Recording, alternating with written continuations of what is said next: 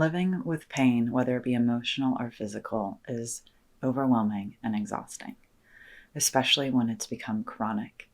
Our systems are designed to respond to acute stressors of physical and emotional pain, to know how to find a space of balance after something happens. But when something keeps happening, such as living with chronic pain or illness, chronic fatigue syndrome, or living in a state of ongoing severe stress, or surviving a traumatic event, our brain doesn't give us the opportunity to come back to self. And over the course of time, that frequently will start to result in a feeling like we are out of control of our mind and body system, that there are forces larger than us guiding the world that we're living in. An analogy I'll frequently use with my patients is, who's driving your boat? Are you in charge of where your boat is going, knowing that, yes, sometimes it gets a little rocky and some storms show up? Or is the world driving your boat and you're sitting there holding on for dear life, hoping that the waves don't throw you overboard? If you're noticing that that second situation feels like your reality, then there's a really powerful new opportunity for leaning in and recognizing that, hey, that's normal.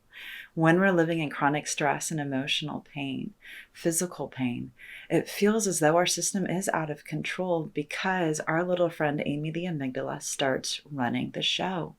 She starts guiding how the rest of our brain and body system is functioning.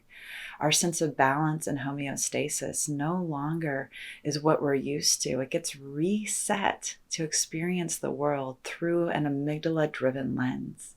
And remember, Amy always has our back. She's always looking out for us and wanting to help us make the most empowered, powerful choices we can in our life. And that's the opportunity that our mind-body system gives us. Because when our amygdala resets our experience of the world, she's doing it because she's taking care of us.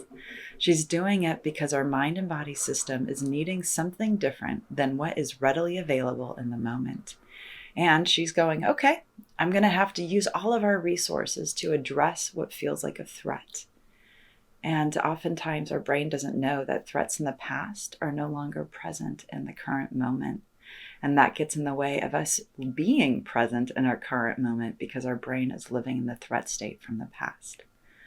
So that's the opportunity to start having self-compassion, leaning in with loving care and acknowledging that, okay, my brain is trying to keep me safe, even if these symptoms are hard and painful and exhausting. Taking that step towards self-compassion and understanding in of itself will reduce inflammation. And guess what? Inflammation and stress go hand in hand, and they increase the presence of all of the symptoms that cause us to feel out of control. So self-compassion starts to take that off the table. Loving self-care immediately becomes a game changer. And then there's a whole new opportunity for starting to lean in and look towards what are the types of neural pathways that you want more of in your life.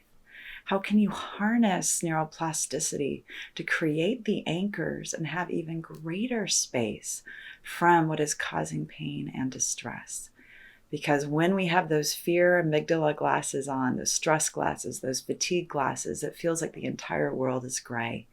And it's critical that we open up our mind-body system to the rainbow of life. Because we can have hard things happening and be feeling hard things and also connect to positive. And that's where that creating possibilities protocol becomes critical.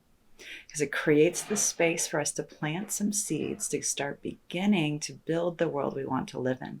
Now, my new book, Healing in Your Hands, is literally an in-your-hand guide for how to create this type of space if you're living in any sort of emotional or physical pain. And the link to purchase it is down below. But the book was literally designed to give everybody access to an entire suite of tools to walk through the journey of helping the amygdala heal and find balance once again so that she and our rest of our mind-body system are functioning in their most holistic and empowered state. So check it out. And of course, I'm going to keep making these types of videos. And I love that all of you are starting to put comments or ask questions down below. Please do that. It helps me a lot in terms of what kind of content you're looking for. So please leave your questions, leave your comments. Let me know what you're looking for. And I'll do my best to be here in service of you and walk this journey with you. And keep an eye out for the next guided meditation, because it's going to be all about creating space from emotional and physical pain so that we can have the perspective we need to start to create long-term sustainable change, because our brain's capable of it and it wants us to live our best lives. But if Amy thinks there's a threat in the room, that threat will win.